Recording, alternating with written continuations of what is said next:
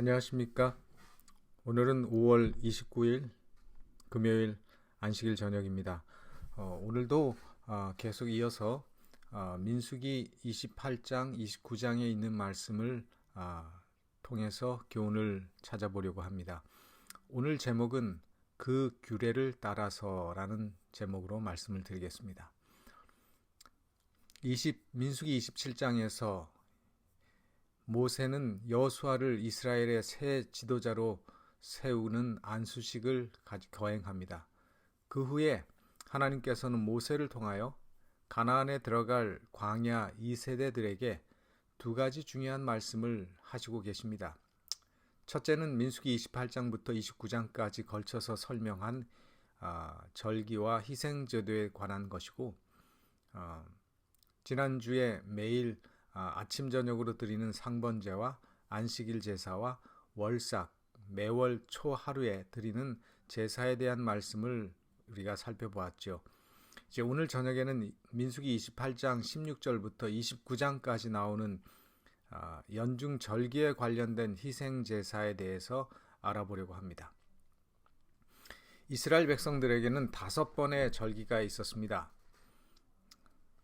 봄철에 있는 유월절, 그리고 오순절, 칠칠절이라고도 불러지고 맥추절이라고도 불러지는 오순절이 있었고, 하반기 가을철에는 나팔절, 대속죄일, 그리고 초막절, 수장절이라고도 불렸고 장막절이라고도 불렸던 초막절이 있었습니다. 이 절기들은 하나님과 사람들 사이의 관계를 일깨워 줄 수 있는 그런 것들이었습니다. 매년 봄과 또 가을에 풍성한 수확을 통해서 끊임없이 우리의 필요를 공급하실 뿐만 아니라 역사적인 구원의 큰 그 하나님의 역사를 기억하고 그 의미와 교훈을 담고 있는 그러한 절기들입니다. 그래서 우리는 이 절기들을 통해서 하나님께서 당신의 백성들과의 신앙의 관계, 하나님과의 그 관계를 가깝게 하고 하나님과 동행하고 늘 하나님과 함께하는 삶을 살도록 우리에게 주신 제도라는 사실을 먼저 말씀드리면서 이 내용을 살펴보도록 하겠습니다. 먼저 민수기 28장 16절부터 24절에 나오는 무교절, 유월절에 관한 규례입니다.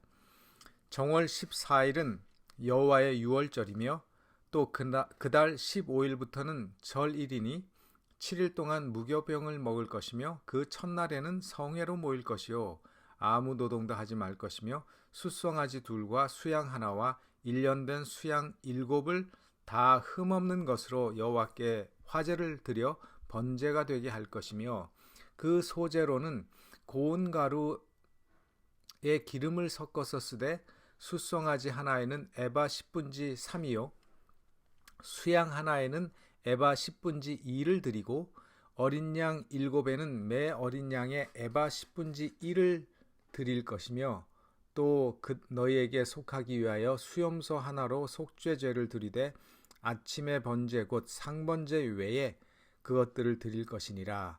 너희는 이 순서대로 7일 동안 매일 여호와께 향기로운 화제의 식물을 드리되 상번제와 그 전제 외에 드릴 것이며, 이렇게 6월절에 대한 규례를 말씀하고 계시는데, 이스라엘 백성들에게 6월절은 어떤 절기입니까? 어떤 의미를 가지고 있는지 여러분 기억하시죠? 이 절기는 바로 출애굽을 가능케 하신 그 하나님의 구원하심을 상기시키는 가장 중요한 절기 가운데 하나입니다. 실제로 이스라엘 백성들이 애굽을 출발해 오던 날에는 이런 제사나 제물을 드리지 않았죠. 단지 가족 단위로 어린 양을 해질 때 잡아서 그 피를 문설주와 그 집의 문 임방에 바르고 그 6월절 어린 양을 구워서 먹도록 하셨습니다. 그리고 그렇게 피가 발려진 집은 그날 저녁에 하나님의 명령을 받아서 장자를 멸망시키는 그 재앙 가운데서 살아남을 수 있었습니다. 또 이 절기는 무교병을 먹으면서 7일 동안을 유월절 그 다음 날부터 기념하도록 하셨습니다. 그래서 이 유월절을 또 무교절이라고 부르기도 하는 것입니다. 그래서 성경에서는 유월절과 무교절을 어떤 구분 없이 사용하는 경우가 참 많습니다. 왜냐하면 유월절은 정월 14일 저녁, 아비벌 14일 저녁이고 무교절은 그 다음 날부터 이어져서 7일 동안 지키는 절기인데 이 두 절기는 사실 하나의 절기이기 때문에 그렇습니다. 그래서 이 절기의 의미는 구별이 되는데 유월절은 애굽에 내린 10재앙 중에 10번째 재앙이 내릴 때 애굽에서 태어난 모든 초태생들을 멸절시키시는 가운데 어린 양의 피가 발라진 그 집을 넘어감으로 그 안에 있는 장자는 구원을 얻게 된 것을 기념하는 절기였고, 바로 그 다음 날부터 있는 무교절은 애굽으로부터의 해방을 기억하면서 지켜지던 축제의 절기였다는 사실입니다. 그래서 16절에 정월이라는 그 의미는 오늘날 우리가 얘기하는 제뉴얼이 1월을 의미하는 것이 아니죠. 그것은 첫 번째 달이라는 그 뜻으로 이스라엘의 종교력으로 1월을 가리켰습니다. 이스라엘 백성들은 두 가지의 달력을 썼습니다. 하나는 종교력을 썼고 하나는 밀력을 썼습니다. 민간력. 그래서 그 달력이 조금 차이가 있어요. 그래서 이 절기들은 다 종교력에 의해서 그들이 카운트하는 그런 절기였습니다. 그래서 종교력으로 1월을 의미하는데 이때는 아비벌이라고 그 날을 불렀고 바벨론 포로 이후에는 니산월이라고 불려졌습니다. 그래서 오늘날 우리가 쓰는 달력으로 치면 그 시기가 언젠가 하면 3월에서 4월에 해당되는 봄에 지켜지던 그런 절기였습니다. 특별히 민수기 28장 17절에서 절일이라는 말은 기념하는 축제일이라는 의미의 말을 뜻하는데 즐거운 마음으로 지켜져야 할 특별한 날이라는 그런 의미로 우리가 받아들이면 됩니다. 한편 그처럼 그 무교절이 즐거운 마음으로 지켜져야 할 축제와 같은 날이기는 하지만 실제로 이 일주일 동안에는 누룩 없는 딱딱한 빵을 먹었고 또 쓴 나물을 그들이 먹어야 했습니다. 이걸 보면 사람들이 이렇게 생각할 수 있죠. 이게 무슨 즐거운 축제일인가 말할 수도 있지만 이 무교절 7일 동안은 세상적인 쾌락을 추구하는 세상의 축제처럼 먹고 마시면서 즐거워하는 축일이 아니고 세상에 믿음이 없는 눈으로 볼 때는 딱딱한 빵 먹고 쓴 나물을 먹는 것이 고난이고 고통처럼 보이는 시간일지 몰라도 하나님의 구원의 손길이 함께했던 그 진정한 구원 그리고 진정한 거듭남과 또 우리가 하나님의 백성으로 성별되고 또 출애굽을 통해서 자유로운 삶이 시작되었다고 하는 그런 의미에서 엄청 감사하고 기쁨이 가득한 구원의 의미를 가진 날이었다는 사실입니다. 그리고 이 무교절의 첫날과 마지막 날에는 거룩한 모임으로 모일 뿐만 아니라 안식일처럼 아무 노동도 하지 않도록 하였다는 사실입니다. 하나님께서는 이 모든 절기를 언급하시면서 이 절기 동안에 쉬면서 하나님께 제사를 드리며 절기를 지키라고 하셨습니다. 근데 이런 노동도 하지 말고 쉬면서 하나님께 절기를 지키라고 하신 날들을 계산해 보면 이스라엘 백성들에게는 쉬는 날이 참 많았습니다. 적어도 이 절기에 이런 쉬는 날이 없이도 적어도 한 달에 최소 5일은 쉬었습니다. 그러다가 절기가 들어간 달에는 7일 이상 쉬었습니다. 참 많이 쉬었습니다. 그 중에서도 그들의 종교력으로 7월 달에는 거의 3분의 1을 쉬는 그 절기로 지키게 됐다는 사실을 우리가 조금 있다가 보게 될 것입니다. 많이 쉬었죠. 이렇게 쉬면서 희생을 드리고 하나님께 제사를 드리면 도대체 언제 일하고 언제 농사 짓고 언제 먹고 사느냐고 말을 할 수 있지만 하나님께서 쉬라고 하시면 우리는 쉬면 되는 것입니다. 쉬니까 뭐 먹고 사나 하는 걱정을 할 필요가 없는 것입니다. 왜냐하면 우리 하나님께서 그 모든 것들을 공급하실 것이기 때문이었습니다. 하나님께서는 당신의 백성들에게 끊임없이 하나님을 믿고 의뢰하는 그 신앙의 삶을 배울 수 있는 기회를 제공해 주셨습니다. 6월절에 그리고 77절에 오순절 77절에 그리고 초막절에 이 세 절기 때는 모든 이스라엘 백성들의 남자들을 성소가 있는 곳으로 모이라고 말씀하셨거든요. 그러면 집을 비우고 와야 하는 것입니다. 농사하던 사람은 농사일을 놓고 와야 되고 장사하던 사람은 가게 문을 닫고 와야 하는 것입니다. 우리가 이렇게 하나님의 말씀에 순종해서 하나님의 절기를 지키기 위하여 하나님을 만나기 위하여 오게 될 때 하나님께서 그 뒷일은 책임져 주시고 또 필요한 것들을 공급해 주시고 채워주신다는 믿음이 없이는 참 순종하기 어려운 말씀이기도 한 것입니다. 그러나 하나님께서는 이스라엘 백성들에게 그런 경험을 하라고 말씀하셨고 요구하셨고 그 기간 동안에 아무런 손해가 없도록 지켜주시겠다고 약속하시고 책임지실 것을 약속하신 것입니다.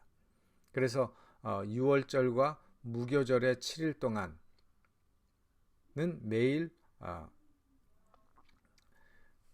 하나님 앞에 모여서 그들이 함께 제사 지내고 함께 먹고 함께 그 하나님의 구원하심을 즐기는 그러한 절기로 지켰던 것입니다.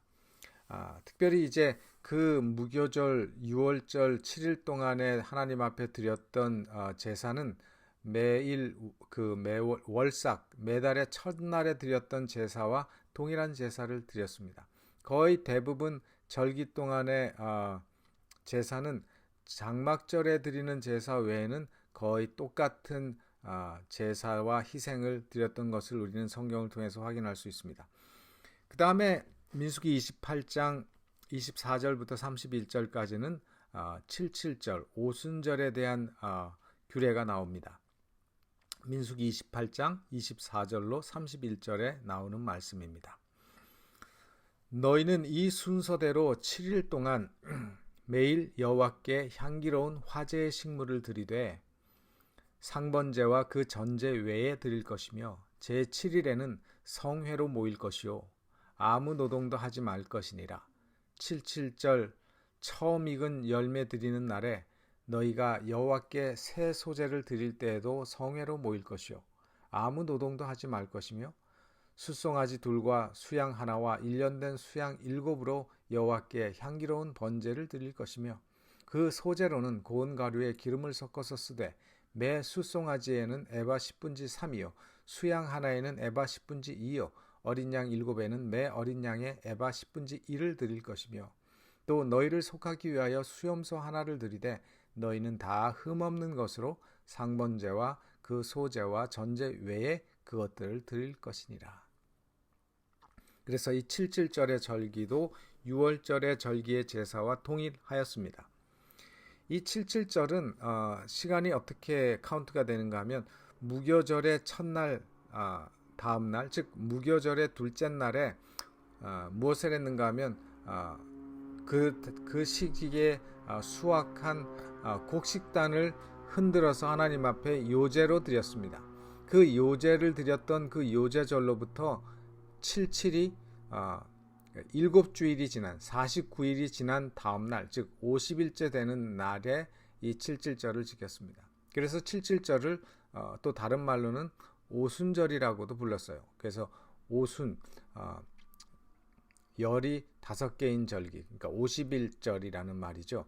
그래서 이때는 가나안 땅에서는 보리를 추수할 시기죠. 보리나 밀을 추수할 시기였기 때문에 이 오순절 77절을 맥추절이라고도 불렀습니다. 그래서 이렇게 칠칠절을 그들이 7일 동안 하나님께서 말씀하신 규례를 따라서 제사를 드리면서 하나님 앞에 감사의 예배를 드렸습니다.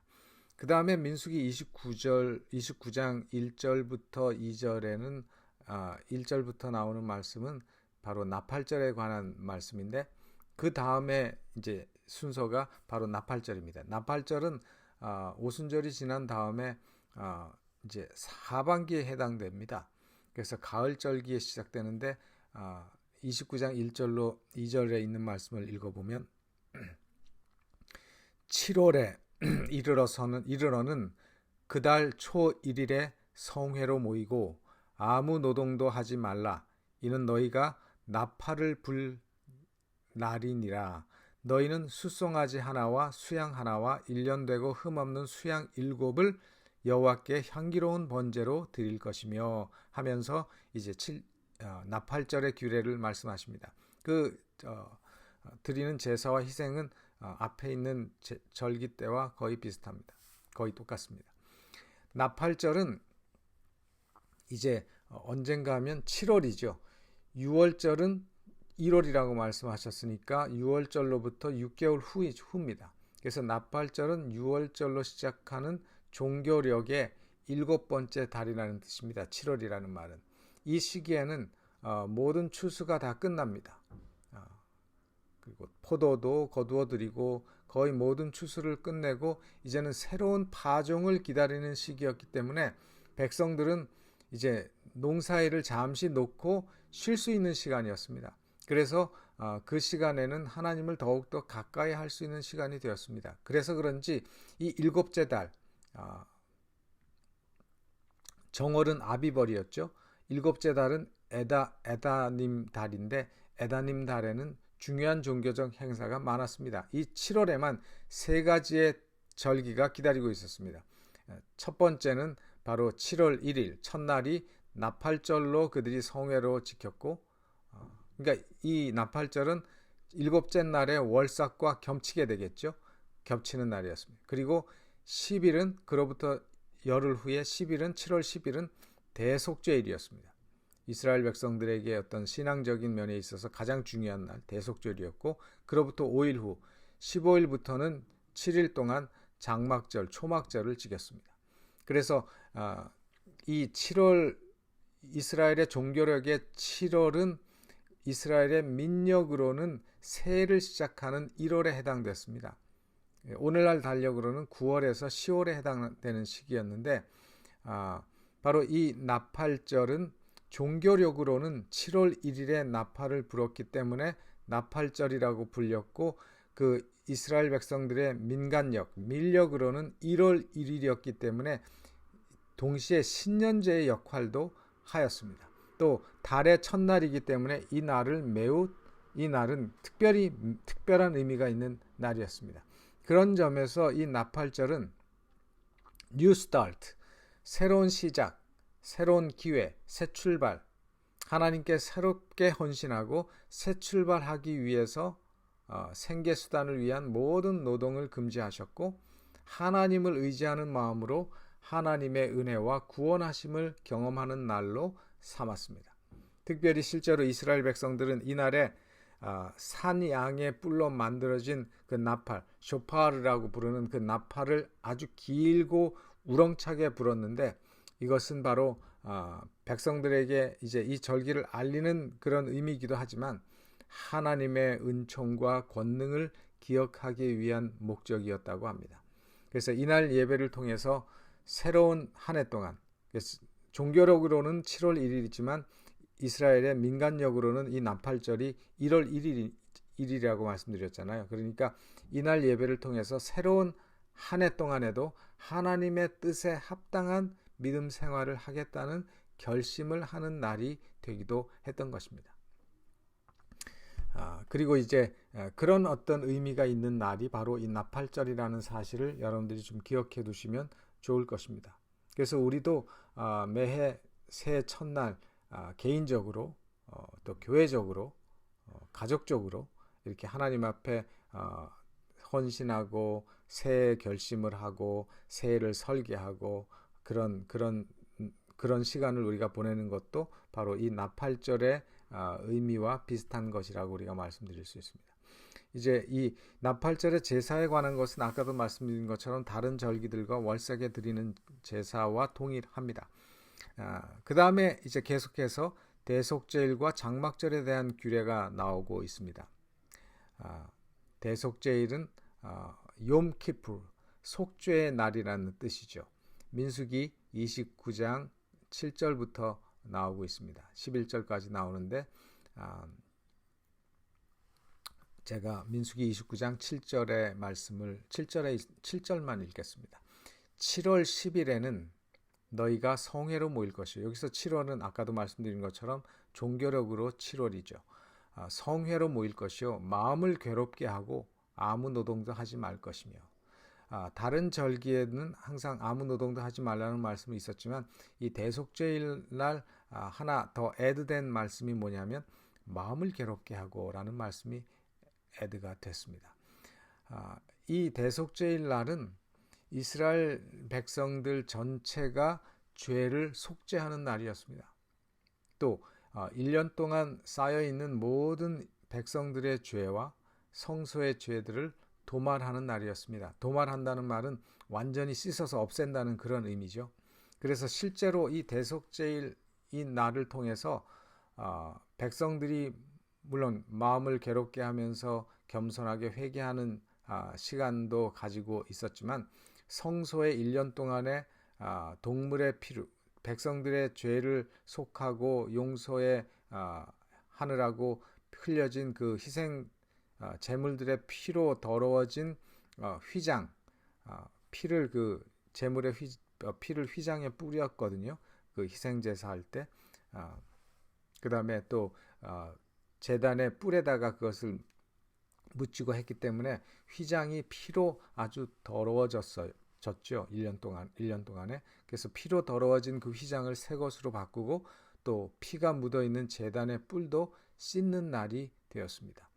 또 유일하게 이날 하루만은 대제사장이 성소의 둘째 칸 지성소 Most Holy Place 하나님의 법궤와 하나님의 시은자가 있는 그 지성소로 들어가서 속죄의 봉사를 하는 엄숙한 날이기도 하였습니다. 그래서 이날 하루 동안에 백성들은 마음을 괴롭게 하라고 말씀하셨습니다. 이 괴롭게 하라는 그 의미는 무슨 의미인가 하면 금식하면서 자신을 낮추고 마음을 겸손하게 갖춘다라고 하는 그런 의미를 가진 말입니다. 그러니까 그날 하루 식사를 하지 않기 때문에 마음을 괴롭게 하고 또 마음을 겸손하게 하는 거죠. 그래서 모든 절기들 가운데서 가장 엄숙하고 가장 중요하게 지켜진 절기가 바로 이 대속죄일 절기였습니다. 역시 제사에 관한 것은 다른 절기들의 것과 같은데 그렇지만 여기에는 이 절기에 대한 제사만 언급되었고 대속죄일 그 자체의 규례에 대해서는 여기서는 말씀하지 않았어요. 레위기에 보면 대속죄일 날은 특별한 대속죄일을 위한 제사가 있었습니다. 특별한 제물과 제사가 있었는데 그거에 대해서는 이 민수기에서는 언급하지 않고 이제 일반적인 절기의 제사로서 대속죄일에 어떻게 하나님께 제사하고 하는지에 대해서만 말씀을 하셨습니다. 이 대속죄일에 대해서는 다음에 또 우리가 공부할 시간이 있으리라고 생각이 됩니다.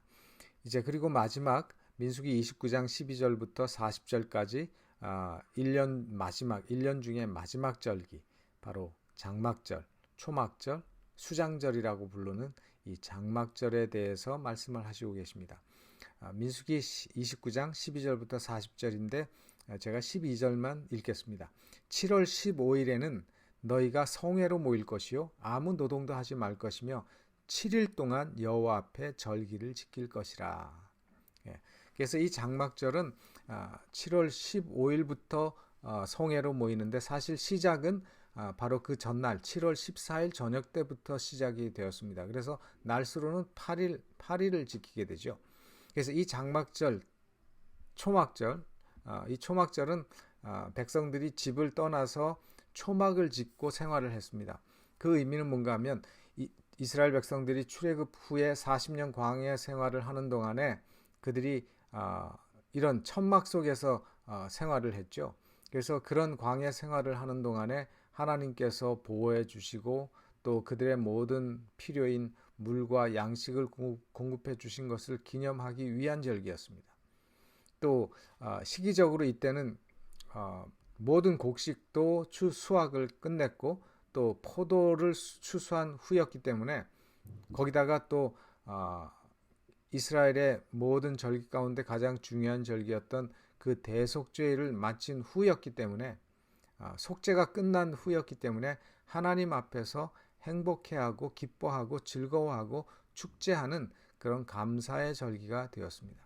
그래서 이 절기를 수장절이라고도 불렀고 바로 이 장막절은 무엇에 대한 상징이기도 한가 하면 이제 우리가 예수님의 제일 하늘에 가서 이제 구원받아 하늘에 가서 하나님과 함께 거하고 기쁨과 즐거움을 누리면서 살 그날에 대한 상징이기도 한 것입니다. 모든 속죄가 끝난 후에. 그래서 이 장막절은 이스라엘 백성들이 굉장히 기뻐하면서 지냈던 가장 기뻐하면서 지낼 수 있었던 그런 절기가 바로 이 초막절, 장막절이었다는 사실입니다. 이 초막절 동안에 7일 동안 매일 똑같은 제물과 제사가 드려졌는데 그런데 다른 절기들에는 숫송아지 2마리로 매일 화제를 드렸는데 장막절에는 숫송아지 13마리로 시작해서 매일 1마리씩 줄어들다가 마지막 8째 날에는 숫송아지 7마리를 화제로 드리게 됩니다. 결과적으로 이 장막절 기간 동안에는 화제로 드리는 숫송아지의 수가 몇 마리인가 하면 13마리부터 시작해서 1마리씩 줄어들어서 7마리 될 때까지 계산해 보면 딱 70마리가 됐어요. 바로 이 70마리의 송아지는 전 인류의 속죄를 위해서 바쳐진 제물이라는 것입니다. 이스라엘 백성들이 그렇게 믿었어요. 그 70이라고 하는 이 숫자의 의미가 있는데 이 7이라고 하는 숫자는 절차상 완전을 상징하는 숫자입니다. 절차상 완전. 그리고 10이라는 숫자는 충족을 의미하는 숫자이기 때문에 70마리의 제물에서 그 70마리라고 하는 의미는 온 인류의 구원을 위한 완전히 충족된 제사가 되었다는 의미인 것입니다. 그래서 그들은 기뻐하고 즐거워할 수가 있었고 또 이 수양의 수는 다른 절기의 2배로 늘어났습니다. 민수기 29장 13절에 보면 너희 번제로 여호와께 향기로운 화제를 드리되 숫송아지 13과 수양 2과 1년 된 수양 14을 다 흠없는 것으로 드릴 것이며 또 29장 17절에 보면 둘째 날에는 숫송아지 12과 그죠? 1마리 줄어들었죠. 수양 2과 1년 되고 흠없는 수양 14을 드릴 것이며 보통 절기 때는 수양을 1마리를 드렸는데 그 수양 1마리가 2마리가 되었고 1년 된 수양은 7마리를 드렸는데 매일 장막절 기간 동안에는 14마리를 드렸어요. 그리고 여기서 얘기하는 1년 된 수양은 어린 양을 의미합니다. 그래서 히브리어로 어린 양이라고 번역을 해야 되는데 여기서는 그냥 수양 아니면 어린 1년 된 수양이라고 번역을 했습니다. 그래서 어린 양 7이 14마리. 그래서 보통 절기 때의 2배를 드렸습니다. 수양은. 그래서 1마리가 아니라 2마리를 드렸고 어린 양도 7마리가 아니라 10마리를 드렸습니다. 그리고 예외 없이 모든 절기 때에는 속죄제로 수염소를 1마리 드렸습니다. 똑같습니다. 여기서는 속죄제 수염소는 1마리로 똑같았어요. 그래서 언제든지 예외 없이 속죄제로 수염소를 하나님 앞에 드렸습니다. 이 모든 희생제사의 희생제물은 예수 그리스도를 상징하고 있었습니다. 그래서 예수 그리스도의 십자가의 대속을 보여주기 위한 표상이었습니다. 예수님께서 십자가에서 우리를 위하여 죽으심으로 모든 사람을 위하여 값없이 속죄를 제공하셨던 것처럼 또 우리가 개인적으로 그분을 믿고 받아들임으로 모든 사람에게 영생의 기회를 주신 것입니다. 오늘날 이 희생제도는 더 이상 필요가 없어졌습니다. 왜냐하면 이미 그 실체이신 예수 그리스도께서 십자가에서 그 모든 표상을 성취하셨기 때문에 그렇습니다. 그러나 우리가 이 모든 예식을 통해서 우리가 얻을 수 있는 교훈이 있습니다. 굉장히 복잡하죠. 항상 몇 마리 어떻게 고운 가루 에바의 소제는 이렇게 하고 전제는 또 어떻게 하고 그런 것들이 복잡하게 보이기는 하지만 사실은 복잡할 것은 하나도 없습니다. 그런 모든 절차를 하나님께서 이스라엘 백성들에게 순종해서 드리라고 하셨는데 우리가 이 모든 예식, 현재는 우리가 드리지 않지만 이런 모든 예식을 통해서 그 교훈은 하나님께서 우리를 돌보고 계시다는 사실입니다. 하나님께서 우리의 모든 인생의 주인일 뿐만 아니라 온 우주의 주인 되심을 우리가 기억하는 또 그분의 구원하심과 그분의 보호하심을 기억하는 특별한 시간을 떼어놓는 일이 우리에게 필요하다는 것입니다. 그래서 우리가 매 안식일에 하나님을 만나는 것도 그런 의미가 있는 것입니다. 또 두 번째, 오늘 우리가 유월절을 지키지는 않지만 성만찬 예식을 통해서 예수님의 희생과 또 예수님의 희생의 상징인 예수님의 몸을 상징하는 그 작은 떡을 먹고 절기 때는 그게 소제였죠. 그 다음에 포도즙을 흘린 피를 상징하는 포도즙을 먹죠. 절기 때에는 그것이 전제로 하나님 앞에 드려졌죠. 그런 일들을 통해서 유월절 어린 양으로서 이 땅에 오셔서 희생되신 그분을 마음으로 받아들이고 그분을 의지하고 그분의 구원에 의해서 우리가 용서를 받고 구원에 참여하게 된다는 사실을 우리가 믿음으로 받아들이고 기뻐할 수 있는 그 성만찬 예식을 우리는 거행할 수 있게 된 것입니다. 그것이 이제 우리가 이 모든 규례들을 통한 하나의 배울 수 있는 교훈이고 마지막으로 이 모든 말씀을 읽다 보면 반복되면서 계속 빠지지 않고 나오는 문장이 하나 있는데 그게 뭐냐면 그 규례를 따라라고 하는 말씀입니다. 이 말씀이 계속 몇 절에 한 번씩 계속 따라 나옵니다. 이것이 무슨 의미입니까? 그 규례를 따라. 그 규례를 따라. 이 모든 절기에는 모든 예배와 하나님을 섬기는 예법에는 하나님께서 정해주신 원칙과 법칙들이 있다는 것입니다. 그것은 곧 여기에 있는 하나님의 말씀인 것입니다. 하나님께서는 이런 제사제도뿐만 아니라 우리의 모든 삶의 부분에 필요한 말씀을 주셨습니다. 신약 성경에서 사도 바울은 경기장에서 경주하는 자가 규칙대로 경기하여야 면류관을 얻을 수 있다고 말씀했습니다. 이것처럼 우리의 헌신과 봉사가 인간적인 눈으로 볼 때 아무리 훌륭하고 위대하다 할지라도 그 행위 자체만으로 우리를 구원할 수가 없는 것입니다.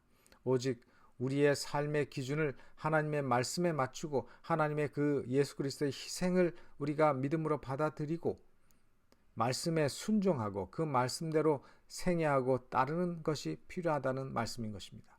그런 겸손하고 순종하는 삶을 통해서 하나님께서는 우리를 하나님의 백성으로 삼으시고 하나님께서 우리를 하나님과 함께하게 하실 것입니다. 우리는 이렇게 하나님께서 하나님의 말씀대로 규례대로 따르고 순종하고 겸손하게 순종하는 삶을 계속 강조하고 계신 것을 우리는 이 성경 말씀을 통해서 보고 있는 것입니다. 오늘날 많은 사람들이 믿는 것처럼 우리는 그저 무의미하게 이 세계에 어느 날 툭 던져졌다가 어느 날 허무하게 사라져가는 그런 존재가 아닌 것입니다. 우리는 무엇을 기준으로 살아가는가에 따라서 우리가 무엇을 기준으로 살아가는가에 따라서 우리의 인생의 방향이 달라질 것입니다. 우리의 인생 전체가 달라지게 될 것입니다. 우리는 창조주 하나님에게서 나와서 다시 그분께로 돌아가야 될 존재인 것입니다. 다시 말해서 영원하신 하나님 안에서 영원한 삶을 살아가는 존재가 될 것이라는 사실입니다. 우리는 이 땅에서 삶이 다라는 생각을 가져서는 안 됩니다. 우리는 영원하신 하나님의 자녀이기 때문에 우리는 그 영원한 하나님의 생명을 소유할 수 있는 백성인 것입니다. 그래서 우리는 우리의 창조주이신 동시에 우리를 선악간에 심판하실 그 하나님의 말씀을 기준으로 하는 삶을 매일매일 우리의 삶을 통해서 보여주고 살아야 하는 것입니다.